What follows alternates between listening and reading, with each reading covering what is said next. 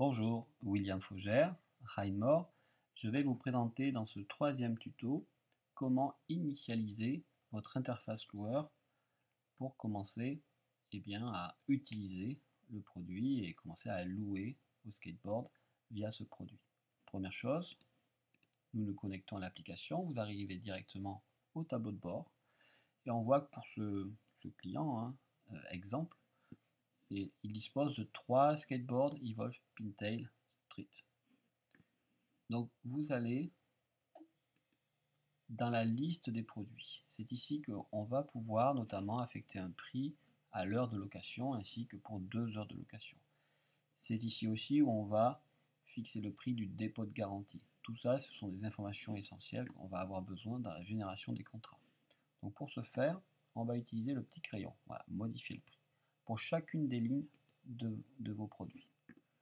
Vous pourriez très bien changer ici le numéro de série pour une meilleure gestion interne de vos produits. Ce n'est pas obligatoire. Ici, on va affecter un prix, donc 25 € par exemple, l'heure de location de ce fameux Evolve Pintail Street. Et puis 40 € pour 2 heures. Le dépôt de garantie étant l'empreinte carte bancaire ou le chèque que vous allez demander à votre client. Donc pour un Bustin Pintail Street, par exemple, je vais demander une empreinte carte bleue de 1000 € ou un chèque de 1000 € de caution. J'enregistre et voilà, les informations ont été renseignées pour cette ligne. Vous devez faire ça pour chacun de vos skateboards, chacune des lignes. Ensuite, je vais vous montrer, alors là il n'y aura rien à faire, mais je vais vous montrer à quoi sert ce bouton. Là, on va pouvoir notamment renseigner l'état du skateboard.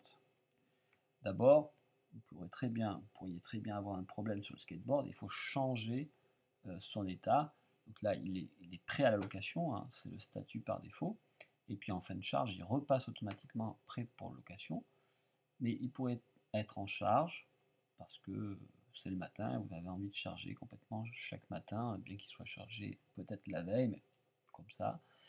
Il peut surtout être en maintenance. Donc vous pouvez changer comme ça l'état de votre skateboard. Là, on va le laisser après pour location. Selon les produits et ce que vous avez l'habitude de louer, vous pouvez mettre ici le temps nécessaire pour la charge. Là, on a mis 120 minutes, donc 2 heures.